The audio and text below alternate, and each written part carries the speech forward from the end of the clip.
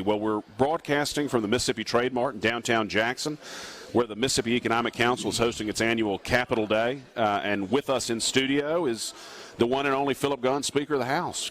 Hey, good morning. Good to see you, Speaker. Great to be with you, man. You are a man of multiple talents, aren't you? I don't know about that. I just show up when they tell me to. Well, I'm impressed that you're able to host a radio show. That's a difficult task. I tell you, I don't know how Paul and Gerard and you do it, sit here for 3 hours and talk.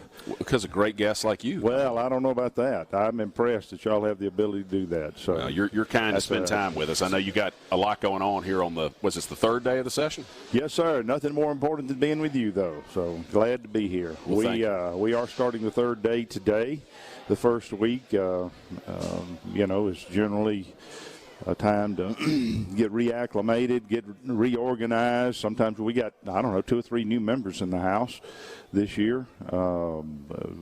Had a number of members who retired or unfortunately had one who died and had special elections. And so we got to get those committee assignments done. We got to get the bills referred.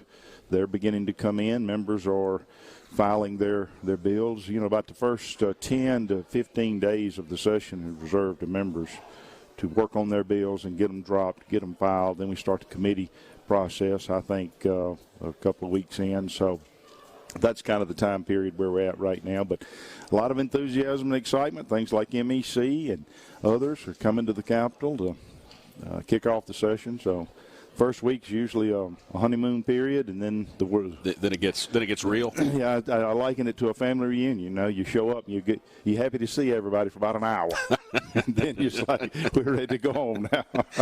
Well, it's kind of conventional wisdom that in an election year, it's going to be a slow session. Not a lot's going to happen. People are going to keep their heads down. But my sense is this is going to be I don't think the conventional wisdom is going to be right this year. Well, not for me personally. I always view this as an opportunity to move Mississippi forward. I always view it as an opportunity to do great things for the state. We're not going to take a session off, so to speak. There are a lot of great things that we want to try to get done, continue pushing some of the things that we've started. And so we anticipate the time to work and get some good things done for the citizens of the state. What do you think are going to be the major initiatives coming out of the House this session? Well, there's a lot of things that I would like to see happen. As you know, I'm very proud of the fact that the Mississippi House of Representatives led on the issue of overturning Roe versus Wade. Mississippians know that last summer in June, the United States Supreme Court overturned Roe versus Wade, and the basis of that decision was a bill that we passed out of the Mississippi House of Representatives. And that originated in the House, correct? That's correct. Originated in the House in 2018. Little did we know that would be the very bill that the United States Supreme Court used to overturn Roe versus Wade. So I'm very proud of the leadership that our House of Representatives showed and my membership showed in passing that bill, making another statement that we are very much pro-life. We want to make sure that there's sanctity in the life of the unborn, and we want to protect that. And so my membership led out in that in 2018. I'm very proud of them and the vote that they cast. That now has hopefully changed the landscape in this country in the arena of abortion. And so we're looking at a number of measures to make sure that we continue to be very, very much pro-life. We are looking at coming forward with an adoption bill this year. When I say an adoption bill, a bill that makes adoption more efficient, more streamlined, easier, less costly. We're looking at trying to revamp the foster care system.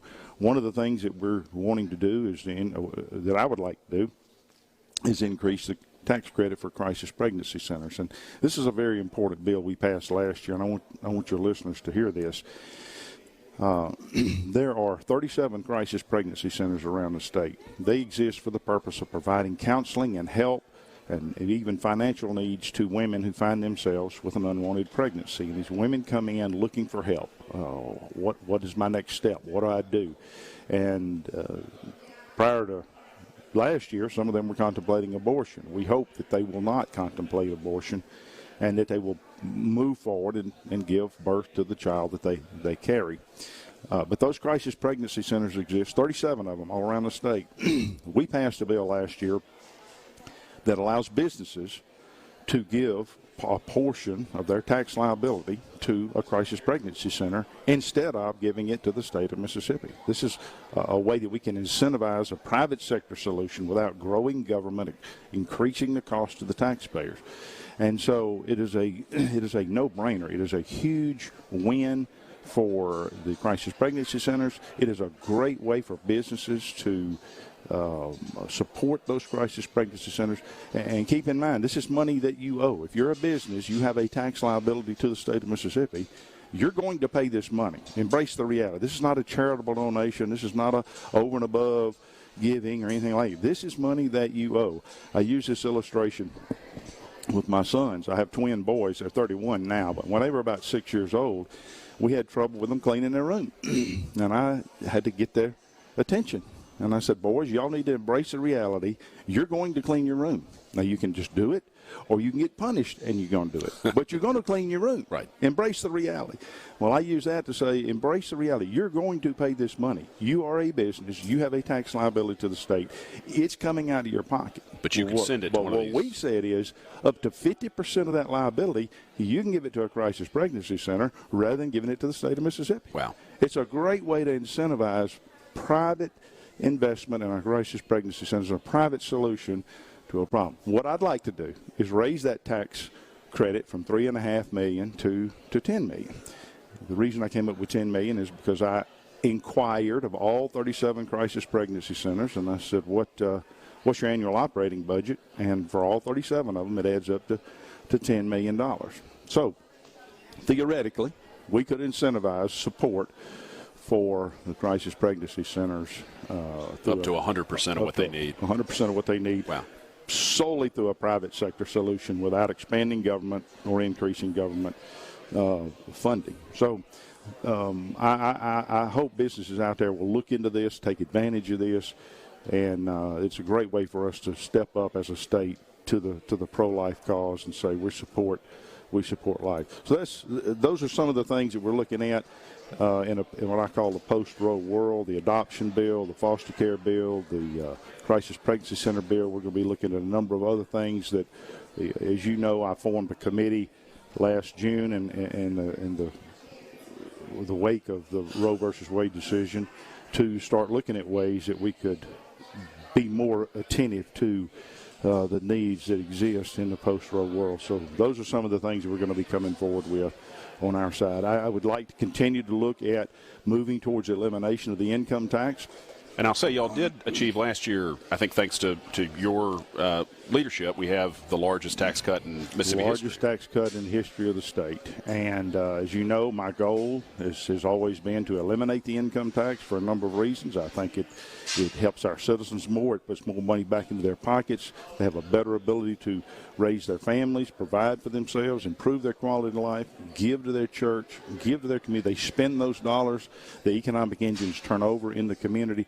There's just no downside to people having or keeping more of their disposable income. So my goal is full elimination. I've been very clear about that. For some reason, I've noticed one of the media outlets wanted to say that I had adjusted my position on that. Let me be very clear. I have not adjusted my position on that. I think full elimination is the goal.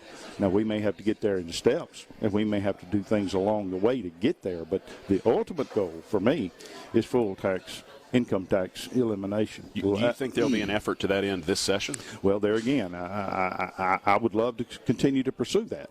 Now, last year we made a huge step in that direction. We didn't get full income tax elimination, but we made a huge step in that direction with the largest tax cut in the history of the state. We may have to do more steps in that direction before we ever get there. I would like to look at some ways that we can do that. But again, with the goal being full income tax elimination. So everything that we do is going to be moving in that direction. So we'll just see what we're able to get done. The plan we passed last year had a 4-year phase in. We have revenues coming in to a point that I think we can escalate that or advance that into 1 year. So we may look at ways to, rather than do it a 4-year phase in, doing a 1-year plan or a 2-year plan and getting there quicker. We could also look at reducing the tax rate from the 4% where we are to something less than that. But all of those things are being done with the goal of moving toward full income tax elimination. So those are a couple of things I'd like to see done this year. These segments move so quickly. So much more we could talk about, but I appreciate you being here and want to say, and I know I've said this to you privately, we're going to miss you when you're no longer in the speaker's office. So thank you for all you've done. This has been Lucian Smith in for Paul Gallo.